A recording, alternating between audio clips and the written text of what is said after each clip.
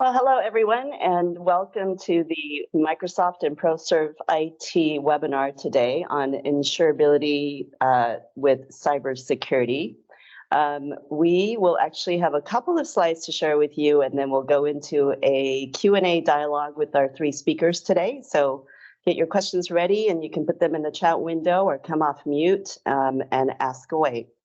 Today's webinar is being recorded on behalf of the Microsoft Corporation. If you are part of the recording, that means, or I'm sorry, if you are joining us and you participate, that means that you're consenting to being part of the recording. The recording will be shared with you in about 7 to 14 days after the webinar to those that registered. So if you did not register and you've joined us, please do so now with the registration link in the chat window. Really appreciate you adhering to the Microsoft Code of Conduct that's also in the chat window. And with that, I'm going to turn it over to Lisa to get us started. Awesome. Thanks, Paulette. Hi, everybody. My name is Lisa Gosselin. I am with Microsoft. I'm on the Security Partner Development Team. And what that means is I get to work with great partners like ProServeIT and put together technology and services to provide out to customers and clients to help them with their risk posture. And today we're going to talk about cyber insurance, cybersecurity. I've been at Microsoft coming up now on 3 years. I've been in the cyber security market for 20 plus years. And before I delve into our first slide, I'm going to pass it over to Eric and Mac to introduce themselves. Over to you, Eric. Hi, thanks, Lisa. I'm Eric Trigger. I'm the CEO at ProServeIT, here to help educate everyone on cyber insurance, cybersecurity, and why I think it's really important that you at least have thoughts around your cyber policies, thoughts around how to implement cybersecurity to reduce risk inside your business. And I'll pass it over to Mac to introduce himself. Hi, everyone. Thanks for tuning in today. I also work at ProServeIT with Eric. I am on the account management side of things, aligned to all things security. So I'm hoping to bring some insight today on some of the conversations we're having with partners, some of the trends, some of the challenges they might have, and how we help them overcome those challenges. So very excited to be here with Lisa and Eric and looking forward to it. Awesome. The agenda slide. Perfect. Thanks, Paulette. First and foremost, I want to thank you, everyone on the that's joining us today. I know that there are lots of webinars out there. This is your time. And what we really want you to get out of today's session, we want to demystify the cyber insurance piece for you and how it's connected and joined with cybersecurity, and then take a look at the challenges that customers face. This is dang hard. This is very complex, this space. And so we want to make today's session actionable. So when you leave here, there's things that you feel you're equipped to do to increase your security posture. And then the last thing is really talk about the insurance brokers, their role in this, and the requirements that they're asking you to prove your risk posture and what that looks like. Next slide. So let's first talk about cyber insurance. At a very base level, insurance is all about math. It's a bunch of statisticians that are pretty smart, crunching numbers, looking at historical data and trends, and then they put together what is a risk and what is the probability. And we're all familiar with it from our home, our life, our automobile insurances. And if you look at it from that perspective, it's as simple as, okay, I insure my house, I'm charged a premium. If I add a trampoline, my premium goes up because my risk goes up. If I add a swimming pool and a diving board, same thing, it goes up. Same thing happens with cyber insurance. The problem and the challenge that the industry has faced, there's not a lot of historical data. I mean, I've been in this business, cybersecurity, for 20 years, but there's not a lot of data. And we're just beginning to gather that and put some intelligence behind that data to understand the trends and what the new threat factors out there look like.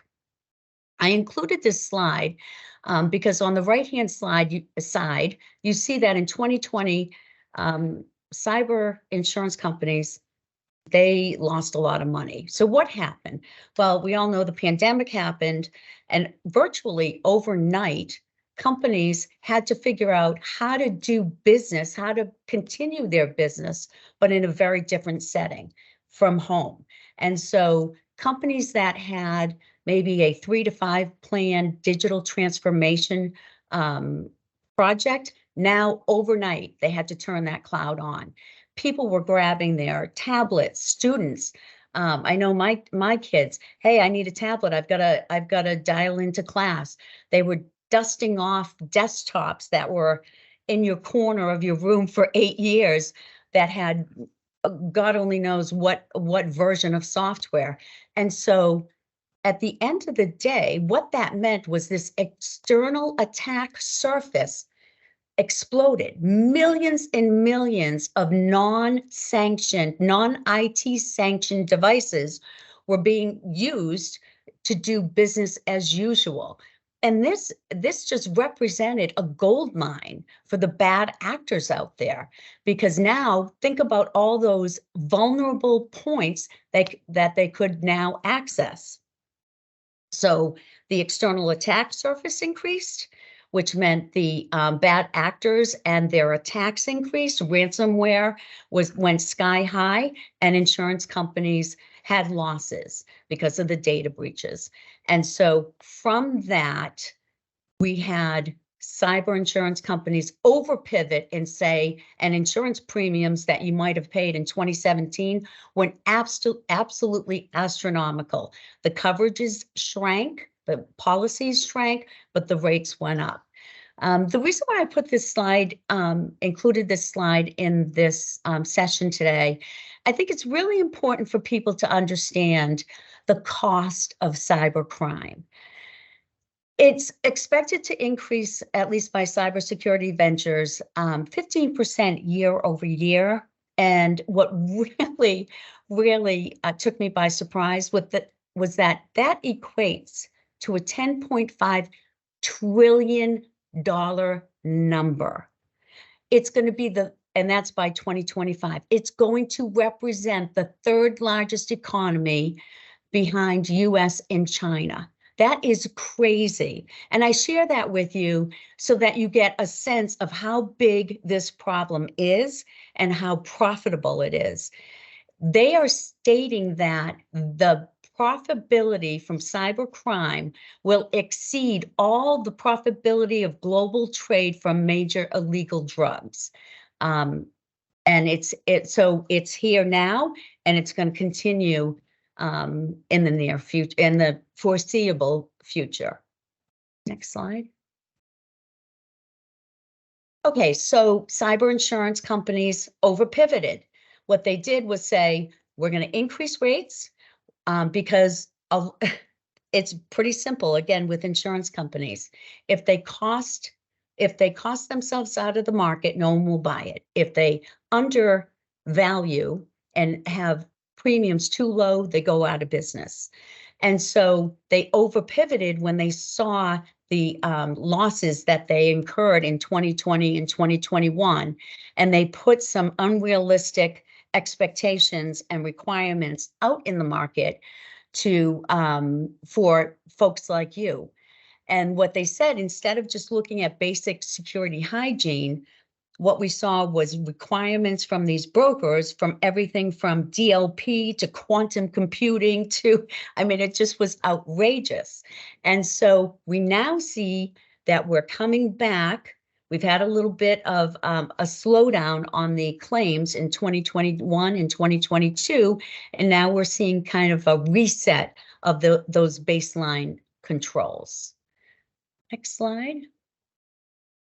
So let's now talk about from a client's perspective. As I said in the beginning, this is dang hard. This is really complex. You need, let me just state, we're all defenders. Every single one of us are defenders, and we have to think like that. Not even from the company we work for, it's at home. How many of you on your phone today, got messages from PayPal and Amazon that unless you respond to this immediately, we're going to cut you off. It is crazy. This is here to stay, and we all have to, as an ecosystem, bond together as defenders to be able to thwart these bad actors. So customers are dealing with the complexity. I mean, how many of you have how many different security tools that are doing specific siloed things? That's not giving you visibility into your environment. And are you able to from those disparate tools, understand what your real security posture or your risk posture is? That makes it very challenging. Cyber risks and attacks are on the rise. I saw a stat that said in 2021, there was an average of 579 password attacks per second. I just saw in 2022, that went from 579, it over doubled to 1287 passwords per second. I mean, identity is constantly, your credentials are constantly being targeted. And again, we've really got to become the defenders in order to band together. And we can't do it alone. Look at the skills shortage that we have out there. It's hard to get experts that really understand cybersecurity. And even if you do, if you're lucky enough to get an expert, the tools that they may be utilizing are really burning them out because it's just giving them so many false positives and making them chase things that really aren't relevant. We need to get to a place where the information you're collecting gives you insight and intelligence into your company's risk posture.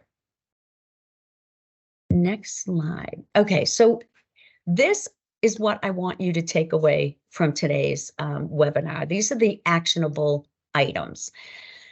98% of attacks can be prevented if you do these 5 things. 5 things, not quantum computing and artificial intelligence. Those are all icing on the cake. But if you believe on and start with this simple premise, identity is the new perimeter. It's not about 4 walls anymore, and we protect the kingdom.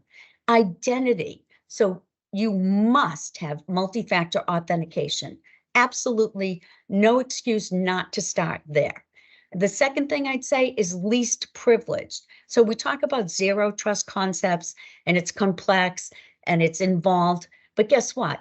Just take one of those principles from that framework, and that is least privilege. It's not a question of if they break in, it's a question of when. And when that bad actor gets in on your network, you're going to want to make sure that they have least privileged access so that you have the other multi-layered security controls to stop it from advancing. The third thing is, and I know this is really hard, but it's update your versions, your applications, your patches. You've got to stay on top of that. I got a message from Microsoft last night saying, if your iPhone or iPad or anything that touches the network is not updated to Apple's latest version within 24 hours, you will not have access. So start with those 3 things. And then I would expand it to obviously anti-malware, and then protect your data. At the end of the day, it's all about the privacy of that data and your crown jewels. And that data has to be protected. And that's a little bit more involved because you have to understand where is what data do I have? Where is that data? Who can access that data?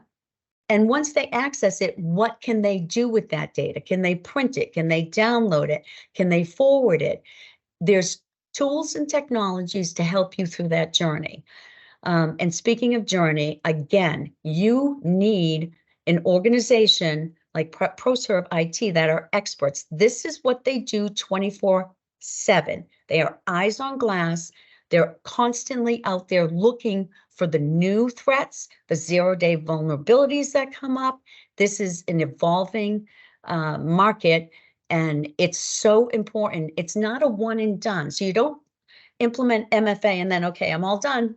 everything's great. My risk posture should be fantastic. It's not like that. It is do these basic hygiene steps. And then on top of that, have eyes on glass 24/7. They can then not only protect you and provide the best protection, but they also can help you on that cyber insurance journey and broker some of those conversations to show this is the risk posture of the client, and this is what they can do to continue meeting that risk requirement. And with that, I think I'm going to turn it over to Mac to help you on that journey. Thanks, Lisa. And I think, Lisa, a lot of what you've said ties really well into what I'm going to speak to. So this is kind of our typical engagement approach with partners. And like you said, it really is a journey. And the reason it's a journey because security is ongoing. Technology is ever changing. There's new vulnerabilities with new technologies that come out, new access points for cyber criminals. Cybercrime is evolving, not just increasing, but evolving in the way they can gain access to your environment. And lastly, how we protect our environment is changing when you think about the transition from, just using an antivirus to endpoint protection to now 24/7 monitoring. So this is kind of the way that we typically engage. And for us, the first step is discovery. And what discovery is assessing where you're at and identifying some of the gaps, risks, and vulnerabilities that you currently have specific to your environment. And from that discovery, we look to kind of identify the top priorities that you can do from a secure posture approach. So we do this in a must do, should do, could do fashion. This kind of helps you prioritize security enhancements specific to your environment. And then, the last kind of portion of that, it's great to know what you should do, but we put it in an actual proactive, actionable roadmap for you. And the great thing about this is with the roadmap, it's specific to your business. But there's also no commitment to further engagement. So you have this roadmap, and from there you can prioritize and enhance based on budgetary considerations, business goals you're looking to achieve, and what your overall appetite for risk, because that might vary depending on the industry you're in, what technologies you use, and the size of your business. So that's kind of the discovery portion, and that's typically where we start. It's important to understand where you are and where you want to get to. I won't get too much into level 2 and level 3, but we'll kind of talk to that a little later. But level 2 is effectively implementing the actionable roadmap items. And typically we would work with you and have conversations to understand, what's a priority to you and look to implement the must-do items first where you're most vulnerable. And then like Lisa kind of talked to, the last point is managed security services. That's kind of the direction of the industry, is having that 24/7 monitoring and constant visibility into your environment, because security is a journey, and having that visibility allows you to keep up with trends and adapt to risks and vulnerabilities as they change and as time goes on. So that's typically how we engage, and I think it ties very nicely into a lot of what we'll be talking about today.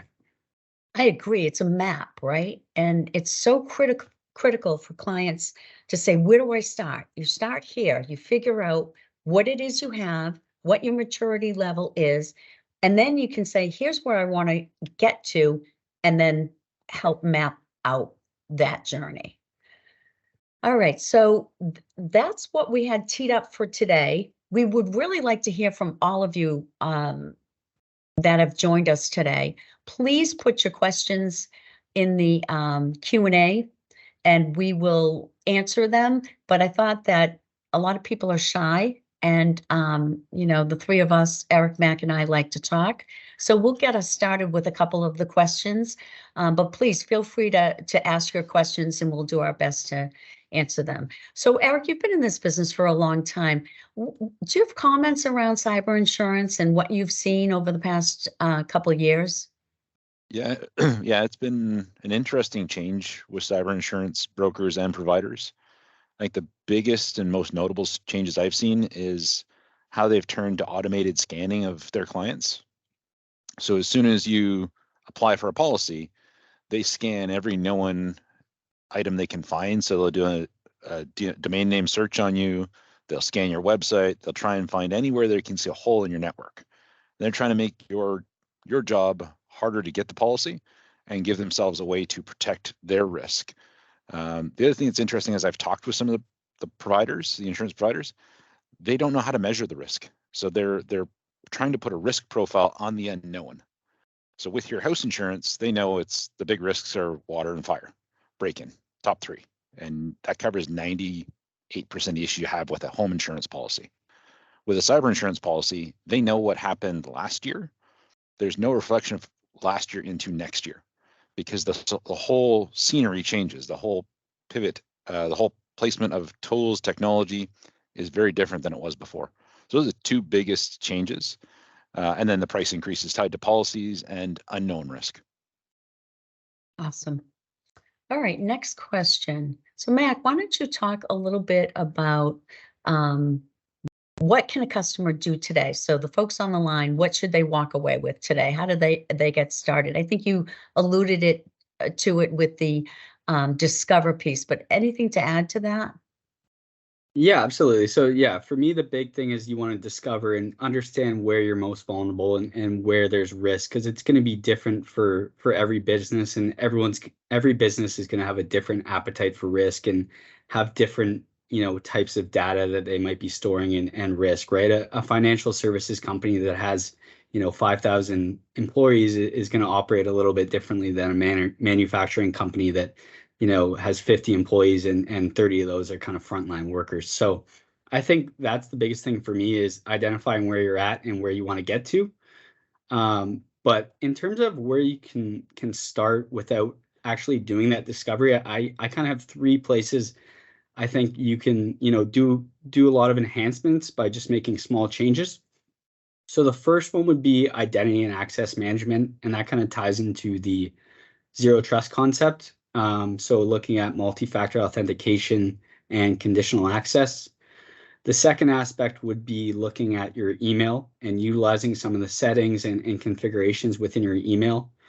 Email is the #1 kind of attack point for cyber criminals. So if you can utilize what you've invested in and whether that's disabling email auto forwarding or legacy authentications, just little things like that can go a long way. And then the last thing for me would be educating your users, and not just educating your users once, but doing it on a consistent basis. Because a lot of what we've all spoken to is that it's constantly changing, technology, security, and cybercrime and risk, right? So educating your users consistently can go a long way, because users can prove to be, one of the biggest challenges, because we have so many different demographics of users utilizing technology, whether that's younger adults that know how to use technology great, but might not understand the implications it has on security, or older folks that technology is new to them and they don't really know what's going on. So I think those are 3 great places to start.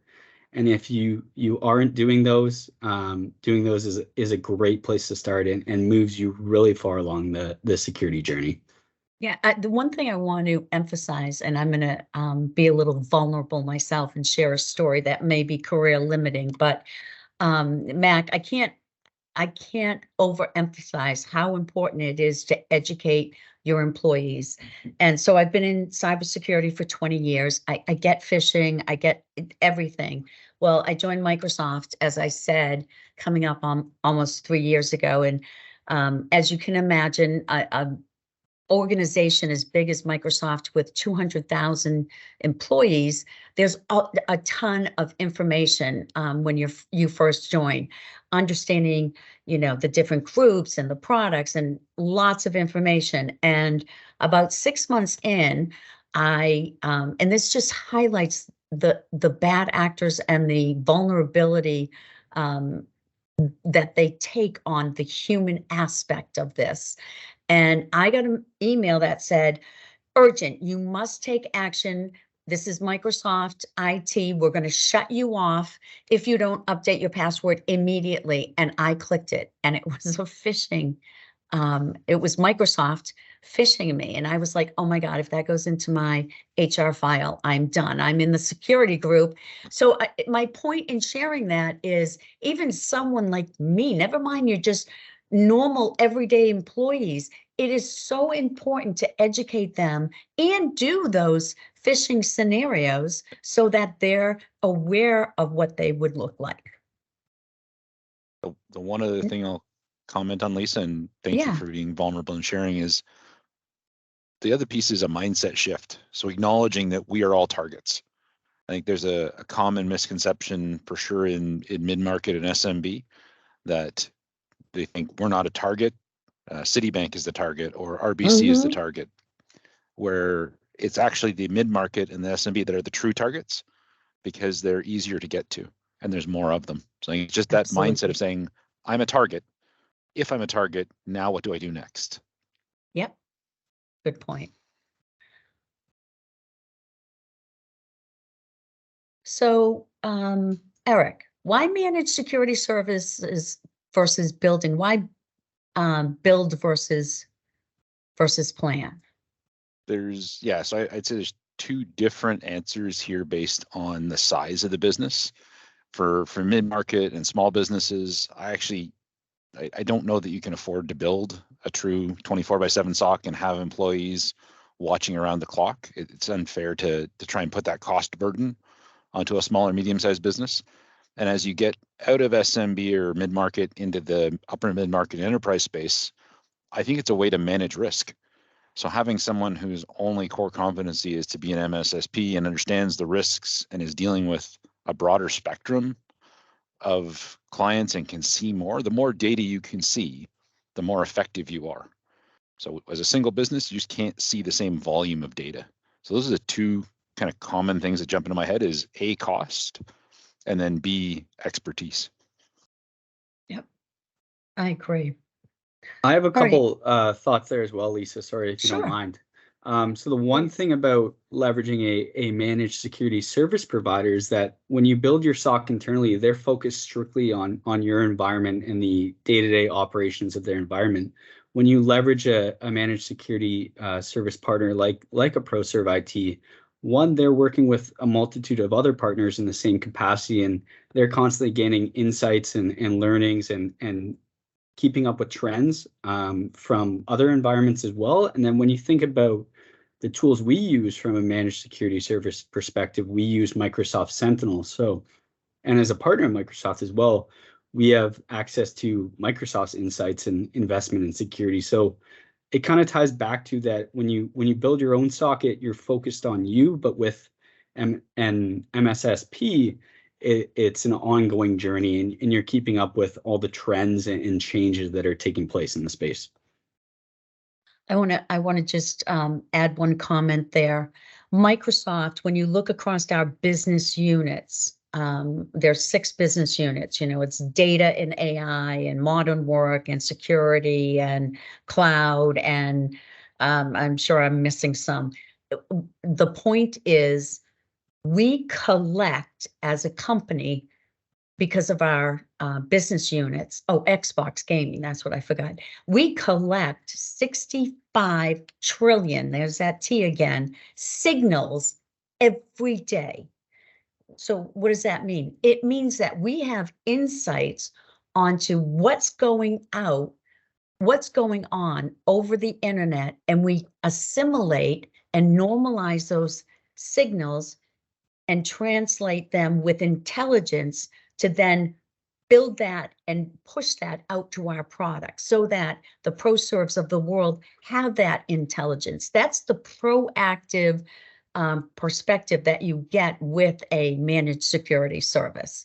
And that's that those signals alone probably don't mean much, but with the intelligence of the patterns and the analysis that we put them through, they're insights that are unique to us.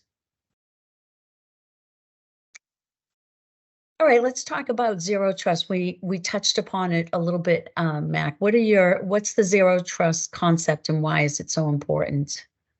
Yeah, I think the way Microsoft puts it is never trust and always verify. So you're effectively assuming breach, right? So I think this really became important, like you talked about earlier, when we moved to the hybrid environments because of the pandemic, and everyone was dusting off their old desktops, like you said, and There's kind of two major reasons that I think the zero trust concept is super important. The one is that cyber criminals are very sophisticated in the way they act. So some of the things that they're able to do and act as other people, and what seems like a trusty source can be someone operating out of anywhere in the world, right? So I think that's the one thing, is it protects against that and adds another layer. The other aspect is the zero trust approach really supports users. And I reference this a lot, and I think I already spoke to it, but users really are the biggest challenge. And Lisa, you shared your story as someone that knows the risk with security and what's out there, but still kind of falling victim to one of those links because you might be tired and click a link, or it just seems intriguing, right? So those are kind of the two things that the zero trust concept really covers. And the one, I think, misconception with the zero trust concept is that it hurts productivity. But I think it's configured now in a way that you don't even notice it, but it really adds that extra layer of protection. And I'm glad you said that, because I think people have, they don't understand the true automation that is now available with a lot of these technologies. And so it isn't heavy lifting, that there's a lot of automation that can be incorporated. Anything to add, Eric? No, I think Mac nailed the whole idea of zero trust, and I think it's an important concept to understand and think through, and how to apply it inside of the four walls of your business. Okay. So you guys offer cybersecurity workshops. Can you describe what that is, Eric, and what's the value a customer would get? Yep. And I'll shout out Lisa Microsoft, because you guys partner with us to help with these cybersecurity workshops. And really it's the way to start with that discovery offer. So a workshop or a whiteboarding session helps describe all the concepts of security, and then actually lets you see that security technology deployed in your environment. So you can see the cybersecurity threat simulation happening in real time. You could run a simulation against all your staff and say, hey, what happens if we do send out the links that say, click here? And my favorite one, we run them on ourselves all the time. We sent out one to our sales team specifically saying, here's your comp attainment, but there's a bunch of little triggers and errors in it to see how many people clicked on that one. That was a tough one. So our cyber team has some fun with the testing and pushes pretty hard. But the workshops are all about letting you experience the tech that's available, to understand that it is, once it's set up and configured, it doesn't reduce productivity, it does protect you, and it creates a way to learn about it without huge investments. Right, cool. All right, Mac. Next one for you. Can you advance the slide, please, Paulette? I saw on your website, Modern Technology House, and I thought it was very intriguing. Can you elaborate on that? Yeah, for sure. And I think Eric might have some things to add here, as I know he was kind of involved in the development of our house framework. But effectively what it is technology now, with so many different technologies, is such a vague term. So when you say technology, it could mean a number of things. So our house framework serves a few purposes. One, it helps to contextualize technology and break it into different aspects and different groups. So in this case, our rooms of the house. Two, it kind of showcases our lines of business and how technology interacts, in our opinion, and our ability to take you end to end on your technology journey.